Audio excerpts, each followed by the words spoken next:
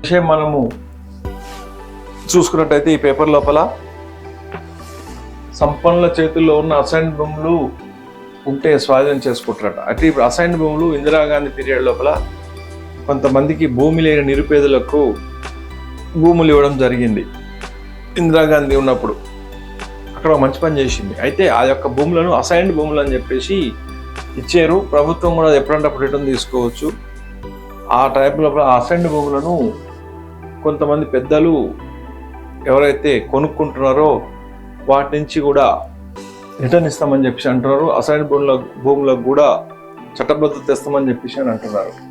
పేదలకు ఇచ్చిన అసైన్ భూములు బడా బాబుల చేతిలో ఉంటే వాటిని స్వాధీనం చేసుకుంటామని రెవెన్యూ శాఖ మంత్రి పొంగులేటి శ్రీనివాసరావు చెప్పారు. అసైన్ భూముల హక్కులను తండ్రి నుంచి వారసులకు బదిలీ చేసే అవకాశం గతంలో లేదని, భూభారతి చట్టం కింద ఈ అవకాశం కల్పిస్తున్నామని తెలిపారు. అవే భూములను పేదలు కొనుగోలు చేసి ఉంటే వారికి హక్కు కల్పిస్తామన్నారు. ధనవంతుల చేతుల్లో ఉంటే మాత్రం ప్రభుత్వం స్వాధీనం చేసుకుంటుందని స్పష్టం చేశారు. సచివాలయంలో శుక్రవారం ఆయన విలేకరులతో ఇష్టాగోష్ఠిగా మాట్లాడారు. ఈ సందర్భంగా ఆయన పలు అంశాలు ప్రస్తావించారు.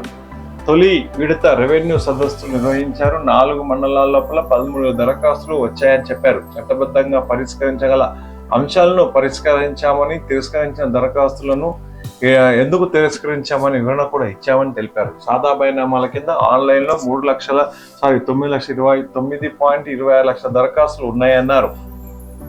సుప్రీంకోర్టు స్టే ఉందని దాన్ని ఎత్తివేసేందుకు ప్రయత్నిస్తున్నామని, రెవెన్యూ సదస్సులను అత్యధికంగా సాదా బైనామా దరఖాస్తులే వస్తున్నాయన్నారు.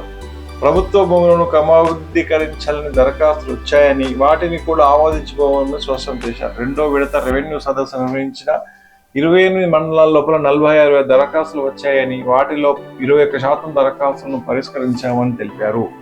సర్వే నెంబర్ ఒక చోట, భూమి మరొక చోట ఉన్న రైతులకు వారి సర్వే నెంబర్లో ఉన్న భూమి మార్పిడికి అవకాశం కల్పించామని చెప్పారు.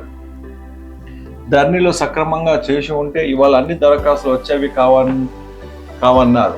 ఇప్పటి వరకు ఇందిరమ్మ ఇళ్ల కోసం అర్హులైన 2.10 లక్షల మంది లబ్ధిదారులకు, అంటే 2,10,000 మందికి లబ్ధిదారులు ఎంపిక చేసినట్టు చెప్పారు. ఇప్పటిదాకా 135 కోట్ల బిల్లులు చెల్లించామని, కేసీఆర్ తన నియోజకవర్గంలోని లబ్ధిదారుల వివరాలు ఇవ్వాలని కోరితే ఇవ్వలేదన్నారు. మురికివాడల్లో ఉంటే పేదల కోసం కోర్ అర్బన్ ప్రాంతాల్లో G4 అంతస్తుల భవనాలు నిర్మిస్తామని చెప్పారు. హైదరాబాద్ నగరం లోపల 13 మురికివాడలను గుర్తించామన్నారు. పేదల నివాసం ఉండే చోట ప్రభుత్వ స్థలమైతే అక్కడే నిర్మాణాలు చేయిస్తామని, ప్రయోగాత్మకంగా 10 మురికివాడలో చేపడతామని చెప్పారు. 3 నుంచి రెవెన్యూ సదస్సులు. జూన్ 3 నుంచి 18 వరకు రాష్ట్ర వ్యాప్తంగా రెవెన్యూ సదస్సులు నిర్వహిస్తామని పొంగులేటి చెప్పారు. సర్వే శాఖను బలోపేతం చేస్తున్నామని, త్వరలో 700 మంది రెగ్యులర్ ఉద్యోగులను నియమించుకోబోతున్నామని తెలిపారు. 7,000 మంది సర్వేయర్లకు శిక్షణ ఇస్తున్నామన్నారు. వీరికి పరీక్ష పెడతామని, ఉత్తీర్ణులైన వారికి లేసర్ సర్వేయర్లుగా అవకాశం కల్పిస్తామని చెప్పారు. గ్రామ పరిపాలనాధికారుల పరీక్షలో 3,550 మంది ఉత్తీర్ణులు అయ్యారని, 2 లోపు వారికి నియామక ఉత్తర్వులు ఇస్తామని వెల్లడించారు. ఆర్థికపరమైన కారణాల వల్లనే ఫోరెన్సిక్ ఆడిట్ నిర్వహించే ఏజెన్సీ ఎంపికలో జాప్యం జరిగిందని, వారంలోగా దానిపై ఉత్తర్వులు ఇస్తామని చెప్పారు. త్వరలో భూబకాసురుల పని పడతామని చెప్పారు. జీవో 59 ముసుగులో ఉప్పాలగూడ, షేర్లింగమల్లి ప్రాంతాల లోపల 9 నుంచి 10 ఎకరాల భూములను 999 గజాల చొప్పున విడగొట్టి బినామీల పేరుతో విక్రయించారని తెలిపారు. బీఆర్ఎస్ నేతల బుద్ధి మారలేదు. కాళేశ్వరం విషయంలో రోజు మీడియా ముందు అబద్ధాలు చెప్పి ప్రజల్ని నమ్మించే ప్రయత్నం చేస్తున్నారని బీఆర్ఎస్ నేతలపై పొంగులేటి ఆగ్రహం వ్యక్తం చేశారు. ప్రజలు ఓడించిన తర్వాత కూడా వారికి బుద్ధి మారలేదన్నారు. తాము కక్ష సాధింపులకు పాటుపడాలనుకుంటే తొలి ముద్దాయిగా కేసీఆర్ను పిలిచేలా కమిషనర్పై ఒత్తిడి చేసేవాళ్ళమని చెప్పారు. ఎల్ఎన్టీ సంస్థ కూడా ఒక ముద్దాయే అని, ఆ సంస్థ ఇచ్చిన నివేదికలను అడ్డుపెట్టుకొని ఓ పత్రికలో క్లీన్ చిట్ ఇచ్చినట్లు రాసుకున్నారని చెప్పారు. కమిషన్ ముందు కేసీఆర్ PTI ఇస్తున్నారని ప్రస్తావించగా, ఆయన ఉన్న శిల్ప గురించి ప్రజెంటేషన్ ఇస్తారా అని ఎద్దేవా చేశారు. కవితకు మంత్రి పదవి ఇస్తారా, ఏ ఛాంబర్ కేటాయిస్తారు వంటి విషయాలు మాట్లాడే స్థాయి తనకు లేదని చెప్పారు. కవిత వివాదం టీకప్లో తుఫాన్ లాంటిదని పేర్కొన్నారు. ఎవరి మీద పోరాటం చేస్తుంది అనేది కవిత చెబుతోందని తాను ఎదురు చూస్తున్నట్టు తెలిపారు. పూర్తి కాలం రేవంత్ రెడ్డిని సీఎంగా కొనసాగుతారని, ఆయన పదవికి ఎలాంటి డోకా లేదని, రాహుల్ గాంధీతో అర్ధరాత్రి పుట్ల మాట్లాడంత చనువు రేవంత్కు ఉందన్నారు. ఈడీ తమ ఇళ్లలో సోదా చేయలేదని, దీనిపై వివరణ ఇవ్వాల్సిన అవసరం లేదని, తన కుమార్తె ఉన్న ఇంటిపైనే ఈడీ సోదా జరిగిందని, కేబినెట్ విస్తరణ విలేకరులపై ప్రశ్నగా త్వరలోనే జరగబోతుందని చెప్పారు. ఇది జరుగుతున్నటువంటి విషయం అన్నమాట. ఇక్కడ పొంగులేటి శ్రీనివాసరెడ్డి చెప్పినటువంటి విషయం.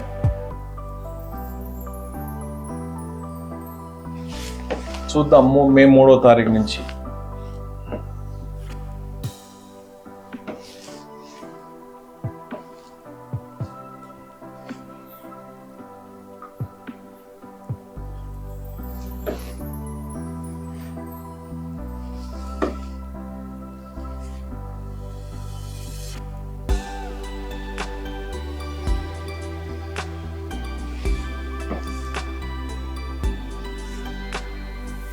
ఇంకోటి ఇక్కడ చూద్దాం. మీ భూమి మీకు తెలియకుండా ఇతరుల పేరు మీదకి మారుస్తే village revenue officer, mandal revenue inspector, మండల సర్వేయర్, తహసీల్దారు సెక్షన్ 197 సిఆర్పి ప్రకారం నేరస్తులు అవుతారు. ఇక్కడ ఒక విషయం చూడండి, ఒక మంచి రిపోర్ట్ వచ్చింది. ఇక్కడ పాస్బుక్ల విషయం లోపల ఒకరి పేరు మీద ఉన్నటువంటి భూమి ఇంకొకరి పేరు మీదకు వచ్చినట్టయితే ఇక్కడ విలేజ్ రెవెన్యూ ఆఫీసర్, మండల రెవెన్యూ ఇన్స్పెక్టర్, మండల సర్వేయర్, తహసీల్దారు అందరికీ, మండల రెవెన్యూ ఆఫీసరు, విఆర్ఓ, మండల రెవెన్యూ ఇన్స్పెక్టరు, విఆర్ఐ, విఆర్ఓ, తర్వాత తహసీల్దారు, మండల సర్వేయర్ వీళ్ళందరూ కూడా శిక్షార్హులే 197 సిఆర్పి సెక్షన్ ప్రకారంగా అని చెప్తున్నారు. చూద్దాం అది. తప్పు చేసిన ప్రతి ప్రభుత్వ అధికారుల మీద క్రిమినల్ చర్యలు తీసుకోవచ్చు. రైతులకు పట్టాదారు పాస్ పుస్తకాల మంజూరు విషయం లోపల ఒక్కరి భూమి మరొకరికి B1 అడంగల్ మంజూరు చేస్తే అడంగల్ మరియు B1 కరెక్షన్ కోసం రైతులు ROR చట్టం కింద రెవెన్యూ డివిజన్ అధికారి దగ్గరకు అప్పీల్ కానీ, జాయింట్ కలెక్టర్ దగ్గరకు కానీ అప్పీల్ వెళ్ళవలసిన అవసరం లేదు. సంబంధిత తహసీల్దార్కి అర్జీ పెట్టుకోవాలి. మీ భూమి పత్రాలు చూపించి ఈ అర్జీకి జిరాక్స్ ధరపరచాలి. మీతో విచారణ చేయకుండా మీ భూమిని ఇతరులకు ఆన్లైన్ నందు B1 అడంగల్ పట్టాదారు పాస్ పుస్తకములు మంజూరు చేసేందుకు గాను విలేజ్ రెవెన్యూ ఆఫీసర్, మండల రెవెన్యూ ఇన్స్పెక్టర్, మండల సర్వేయర్, తహసీల్దార్ సెక్షన్ 197 సిఆర్పి ప్రకారం నేరస్తులు అవుతారు. వీరి మీద చర్యలు తీసుకోమని పై అధికారులకు ఫిర్యాదు చేయవచ్చు. పై అధికారులు చర్యలు తీసుకోకపోతే సుప్రీంకోర్టు ఇచ్చిన తీర్పు ప్రకారం సుప్రీంకోర్టు తీర్పు క్రిమినల్ అప్పీల్ 1837/2019 కింద శిక్షార్హులు. తప్పు చేసిన ప్రతి ప్రభుత్వ అధికారుల మీద క్రిమినల్ చర్యలు తీసుకోవచ్చు. పై అధికారుల అనుమతి అవసరం. ఈ తీర్పు ప్రతి ప్రభుత్వ అధికారికి వర్తిస్తుంది. మీ భూమి ఇతరుల పేరు మీదకి మారిందని ఏ ఒక్కరూ టెన్షన్ పడకూడదని నా ఫోన్లో ఉన్న 25 వాట్సాప్ గ్రూపులు మెసేజ్ పంపుతున్నాను. మీరు ఒక్కొక్కరికి 200 మందికి వాట్సాప్ పంపారు. ఓకే, ఇది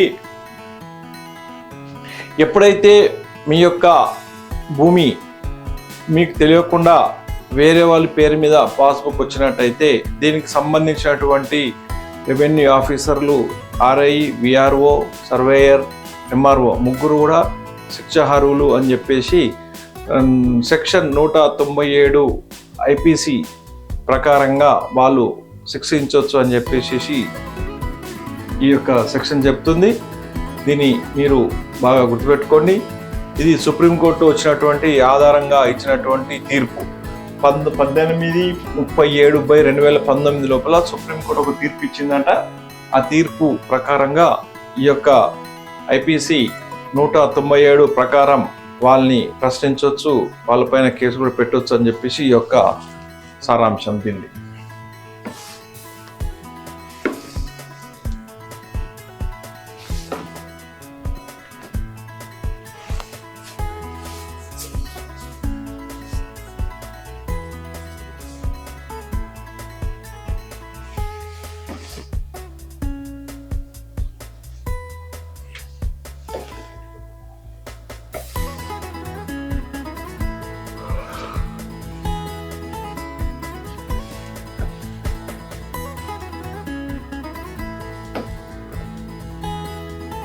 ఇక్కడ రఘునందన్ రావు ఒక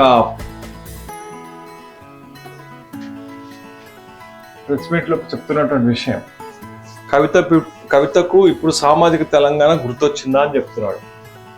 గత బీఆర్ఎస్ ప్రభుత్వం హయాంలో తొలి విడతలో ఒక మహిళకు కూడా మంత్రి పదవి ఇవ్వలేదని, ఆ సమయంలో బీఆర్ఎస్ ఎమ్మెల్సీ కల్వకుంట్ల కవిత తన తండ్రి కేసీఆర్ ఎందుకు ప్రశ్నించలేదని మెదక్ బీజేపీ ఎంపీ రఘునందన్ రావు నిలదీశారు. శనివారం గద్దెలపట్నంలో అహల్యాబాయి హరిల్కర్ విగ్రహాన్ని రఘునందన్ రావు ఆవిష్కరించారు. అనంతరం గద్దెలపట్నంలోని వివేకానంద విగ్రహం నుంచి చంద్రాపూర్ చౌరస్తా వరకు ర్యాలీ తీశారు. 300 సంవత్సరాల క్రితం స్త్రీల హక్కుల కోసం పోరాడిన అహల్యాబాయి హరిల్కర్ విగ్రహాన్ని గద్వాల్లో ఏర్పాటు చేస్తున్నామని తెలిపారు. ఆ రోజులోని కులాంతర వివాహం కోసం ఆమె పోరాడాన్ని ఉద్ఘాటించారు. ఈ సందర్భంగా రఘునందన్ రావు మీడియాతో మాట్లాడారు. బీఆర్ఎస్ హయాంలో తగిన తప్పిదాల గురించి మాట్లాడిన కవిత ఇప్పుడు పెద్ద పెద్ద మాటలు మాట్లాడుతున్నారని మండిపడ్డాడు. కవిత ఇప్పుడు కేంద్ర ప్రభుత్వంపై పోరాడతానని చెప్పడం హాస్యాస్పదంగా ఉందని విమర్శించారు. కవితకు సామాజిక తెలంగాణ ఇప్పుడు గుర్తొచ్చిందా అని ప్రశ్నించారు. ఎంపీ రఘునందన్ రావు బీసీలకు సగం మంత్రి పదవులు ఇవ్వలేదు,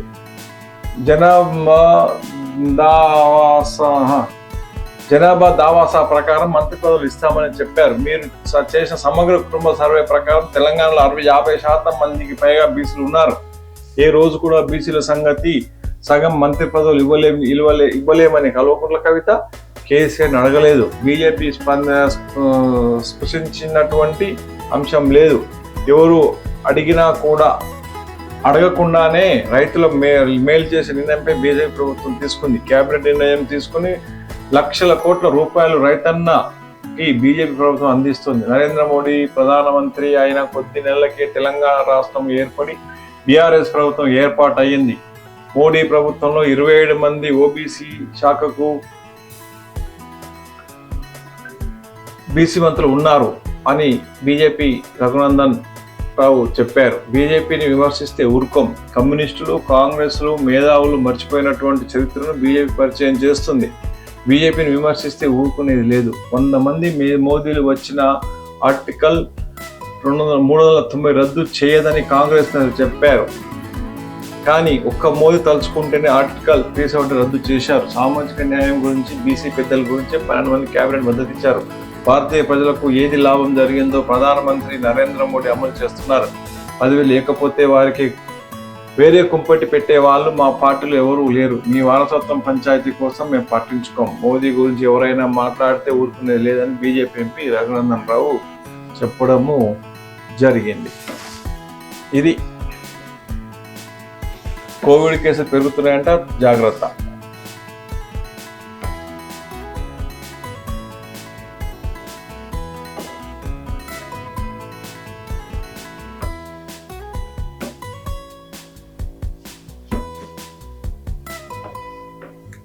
ఇది ఈరోజు ఉన్నటువంటి పేపర్లోని విషయాలు ఒకసారి చూసినట్టయితే మనం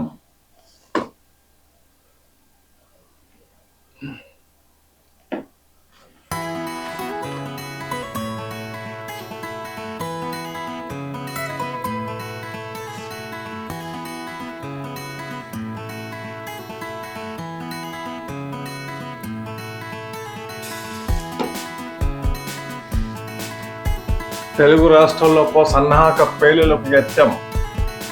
ఈ వీడియోలను విదేశీ హ్యాండళ్లకు పంపి దేశవ్యాప్తంగా వచ్చే సమీకరణ విజయనగరం చెందిన సిరాజ్ రెహమాన్ కుట్ర దర్యాప్తు విస్మరించే అంశాలలోకి ఐహిం సంస్థ క్రియాశీలంగా 50 మంది గజ్వాయ్ హింద్ పేరిట భారత్పై యుద్ధమే ప్రధాన లక్ష్యం.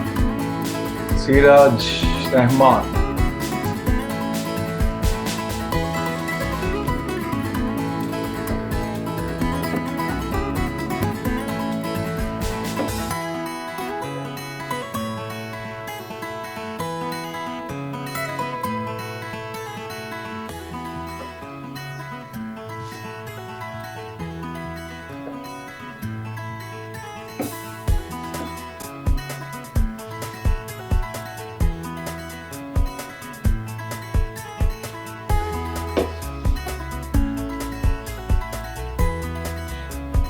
పాకిస్తాన్ లోపల మన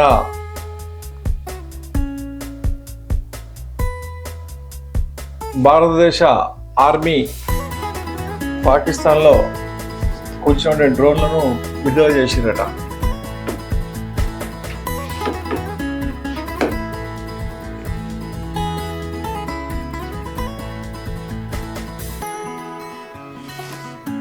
విదేశీ నిధులు అందుకునే ఎన్జిఓలు వార్తలను ప్రచురించడాన్ని నిషేధించిన కేంద్ర హోంశాఖ చాలా మంచి పనులు చేస్తుండ్రు.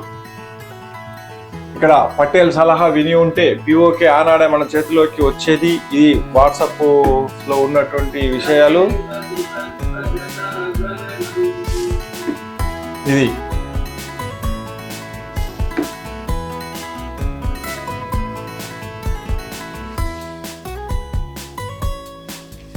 స్వతంత్ర సంగ్రామ సమయం లోపల ప్రజల్లో జాతీయవాదాన్ని ప్రోత్సహించి హిందుత్వాన్ని బోధించిన నాటి దేశభక్తులు వినాయక దామోదర్ జయంతి సందర్భంగా స్మృతాంజలి.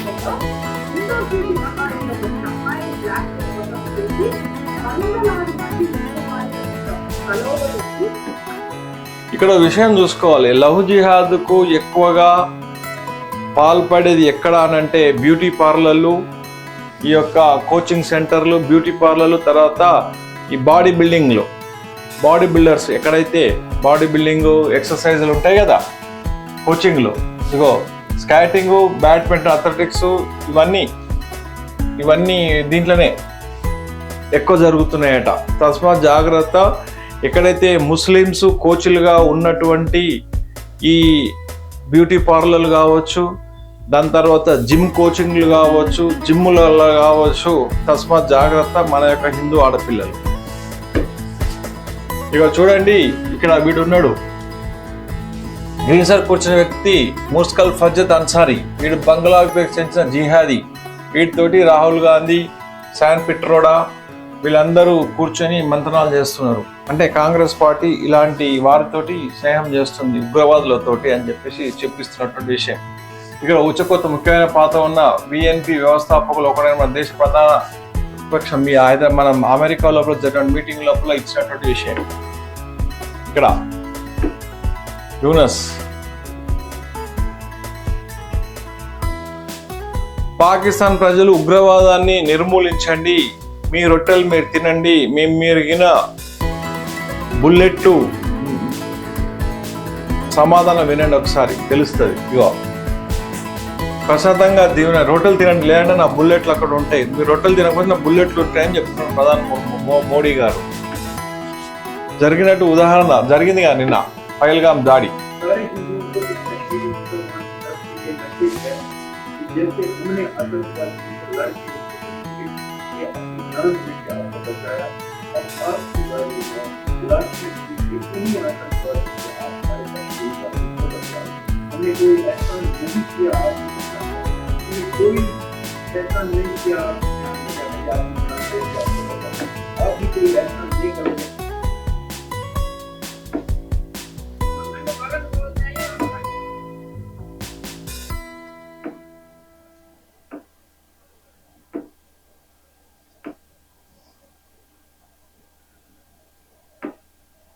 इजराइल की टीनेज लड़कियां वहां फौज में जाती है, नियम इन्हें जाना होगा, और हजारों लड़कियां को प्राप्त हो चुकी हैं, सही हो चुकी हैं दुश्मनों से लड़ते लड़ते. ఇజ్రాయెల్ లోపల పాలస్తీనాలతో కొట్లాడడానికి వీళ్ళు మన వీర నారీమణులు బందూకులు బట్టి తిరుగుతారు. చూడండి, ఇది పరిస్థితి ఇజ్రాయెల్ లోపల. ప్రతి ఒక్కరూ వాళ్ళ ఆత్మరక్షణ గురించి ప్రతి ఒక్కరూ సైన్యంలోకి వెళ్తారు. కరోనా డేంజర్ లో ఉందంట. ఒకసారి మీరు చూడండి,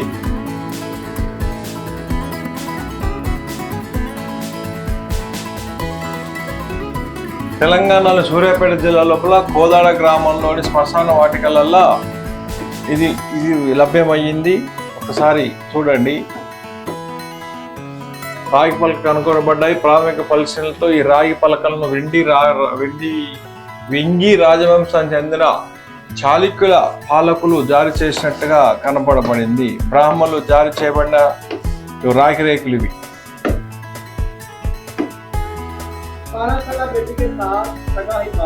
ఇవి మన దరిద్రం. ఇగో ఇక్కడ వీడు గాజాల హమాస్ ఉగ్రవాది. వీడి పేరు మహమ్మద్.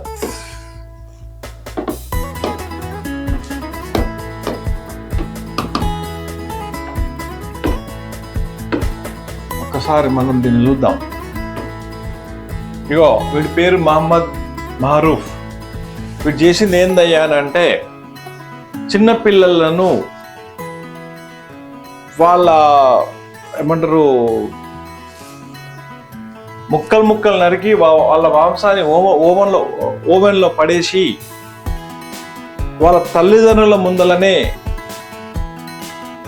ఓవెన్లో పడేసి లేడీస్ను మానవీయంగా లేకుండా వారిని రేప్ చేసినటువంటి వారిని ఏం చేశారంటే బతికుండగానే నరకం చూపించారు. వానికి స్వర్గం లోపల 72 మంది కన్యల దగ్గరికి పంపించారు. ఇక్కడ సింపుల్గా ఏం చేయలేదు వాడిని. ఎప్పుడు 2023 అక్టోబర్ 7న ఉగ్రవాద చిన్నపిల్లలు ముక్కలుగా నరికిన వారికి మాంసాన్ని ఓవెన్లో వేసి పడేసి చేశారట. వీటికి అంగాన్ని కట్ చేసిర్రు, దాని తర్వాత 2 చేతులు తీసేసిర్రు. సింపుల్, 2 చేతులు తీసేసిర్రు, అంగాన్ని నరికేసిర్రు. అది ఇజ్రాయెల్ చేసింది ఈ పని. వీళ్ళకు ఉగ్రవాదులు అందరికీ ఇదే విధంగా చేయాలి. ఎందుకనంటే 72 మంది కన్యలతోటి స్వర్గం లోపల అనుభవిస్తారు వీళ్ళు. ఇక్కడ ఇలాంటి పని చేయాలి అందరూ ఉగ్రవాదులకి. మంచి పని చేసిరు హమాస్ వారి ఉగ్రవాదులు ఇజ్రాయెల్ పైన దాడి చేస్తే ఈ ఉగ్రవాదం ఇట్లా చేయాలి. ప్రతి ఒక్కరిని ఇట్లా చేస్తే మనకు బుద్ధి వస్తుంది. ఇప్పుడు పడ్డది అది మనం పెట్టినందుకు అయింది అది. అవునవును,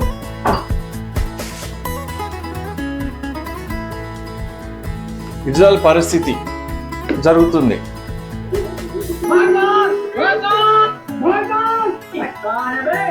भाईजान बहुत मुसीबत से गुजर रहे हैं हम लोग पाकिस्तानी, थोड़ा सा पानी का इंतजाम कर दो। अगर सारे पाकिस्तानी भाईजान किसको बोलता है तुम लोग को एक फुल पानी का नसीब नहीं होगा भारत की तरफ से। अरे भाई मजबूरी समझो, 1 हफ्ता से पानी का बहुत दिक्कत है यहाँ। ठीक है मजबूरी समझ लूंगा, लेकिन पहले भारत माता की जय बोलो। बस इतनी सी बात, भारत माता की वेरी गुड। अब बोलो पाकिस्तान मुर्दाबाद। अरे भाईजान ये मत बोलवाइए, पाकिस्तान सरकार हमको तनख्वाह नहीं देगी। हमको फिलहाल तनख्वाह की नहीं, पानी की जरूरत है। पानी चाहिए तो पाकिस्तान मुर्दाबाद। ठीक है पाकिस्तान मुर्दाबाद। अब आए ना लाइन पे, अब ये बताओ पानी की ఇది పరిస్థితి, పాకిస్తాన్ పరిస్థితి. अरे भाईजान फिलहाल मुझे पानी चाहिए पिछवाड़ा धोने के लिए। 5 दिन से पिछवाड़ा नहीं धोआ हूँ। पिछवाड़ा धोना है, पानी की क्या जरूरत है? ये जो ठेला इससे अपना लगा सकते हैं। मेरे भाई पानी से ఇది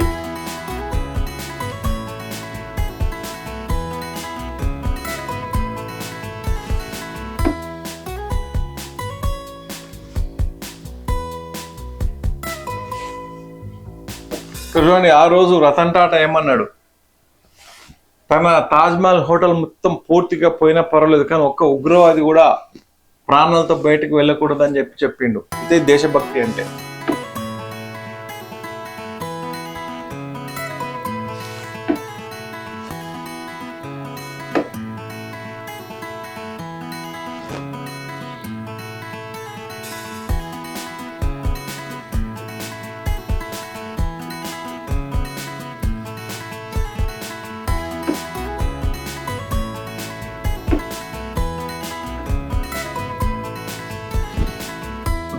పాకిస్తాన్ లోపల మన దేశము చేసినటువంటి విధ్వంసం చూడండి ఏ విధంగా అయిపోయిందో. పాకిస్తాన్లో ఉన్నటువంటి టెర్రరిస్టుల ఇండ్లు ఇవన్నీ.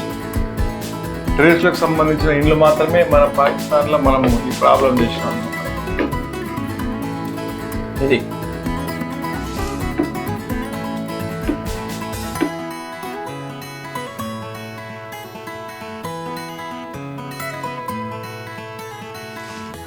హర్యానా, ఒడిస్సా, రాజస్థాన్, గుజరాత్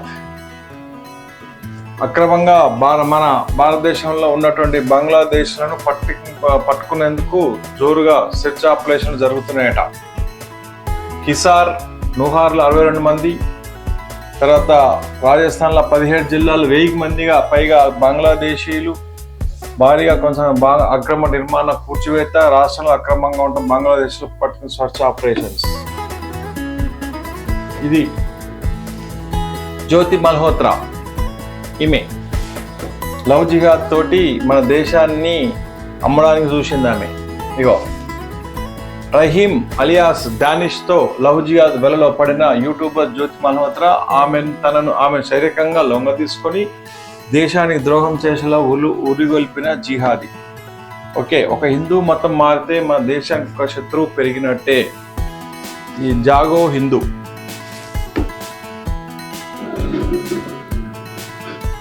ఇక్కడ గుజరాత్ లోని కర్ణావతి లోపల బంగ్లాదేశ్ జిహాద్ల కేంద్రమైన చందోలాలో మళ్ళీ బుల్డోజర్ ఆపరేషన్ 8,000 అక్రమ మార్గం కూల్చివేసినటువంటి గుజరాత్ సర్కార్. చూడండి, కాంగ్రెస్ ప్రభుత్వంలో ఉన్నప్పుడు ఎన్ని అక్రమంగా ఇవి జరిగినాయో దీన్ని బాగా గుర్తుపెట్టుకోవాలి.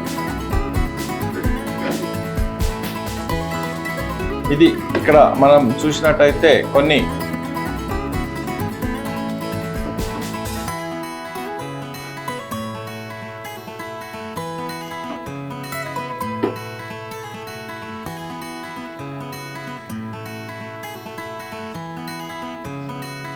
देखिए, आप लोग सब लोग जानते हैं कि संविष्टा ने एक बयान दिया था. उस बयान को लेकर बहुत शर्मिष्ठा हुआ था. उसके बाद उसने अनकंडीशनल माफी मांगी. इसके बावजूद यहाँ पर स्ट्राइक फाउंडेशन नाम से एक संगठन, इसका ऑफिस कराची में है पाकिस्तान, उसकी तरफ से यहाँ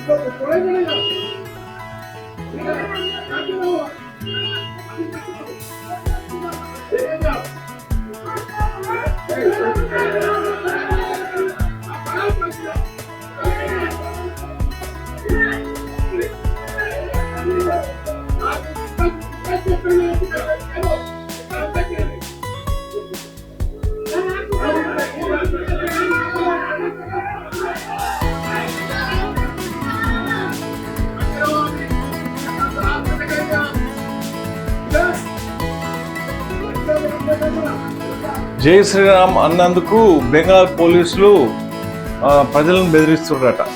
మరి చూడండి, మన దేశంలో మనం తినటువంటి తిండి తినుకుంటా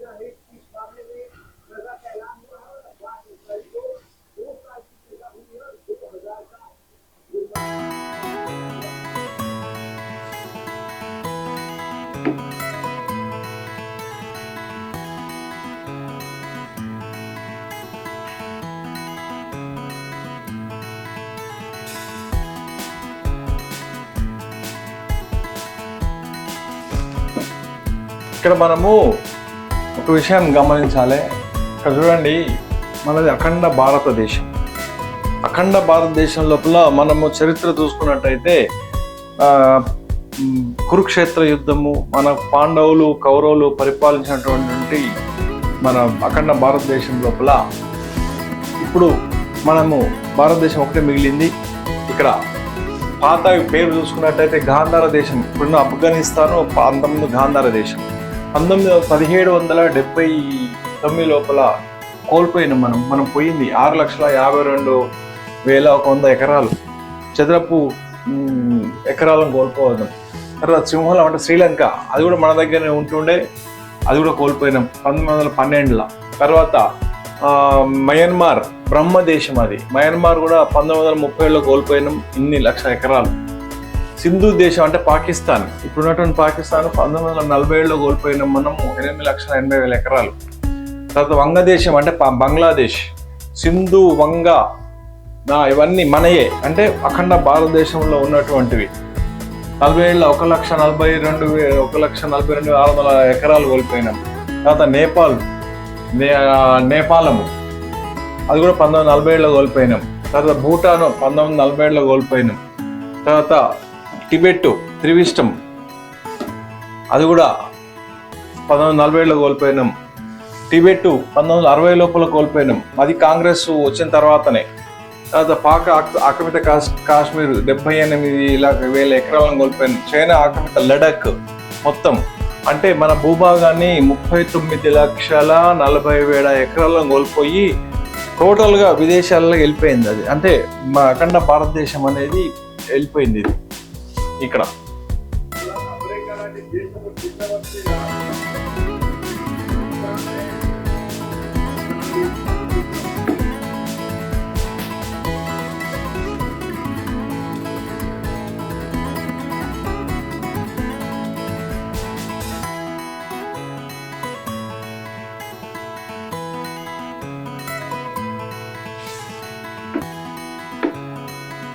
के नाम पर आए हुए हैं, तालीम के नाम पर आए हुए हैं, वो काम नहीं कर रहे हैं। ఇది ఇక్కడ వాట్సాప్లలో ఉన్నటువంటి విషయాలు మనము రోజు కొంత వాట్సాప్ విషయాలు తెలుసుకుందాము. ఇది ఈరోజు పేపర్లో ఉన్న విషయాలు మరియు వాట్సాప్ యూనివర్సిటీ. ఇది ఈ రోజుతోటి రేపు మళ్ళీ వార్తలతోని కలుసుకుందాం. మా యొక్క ఛానల్ను సబ్స్క్రైబ్ చేసుకోండి, లైక్ చేయండి, షేర్ చేయండి, 10 మందికి తెలిసేట్టు చేయండి. జై హింద్, జై భారత్, వందే మాతరం.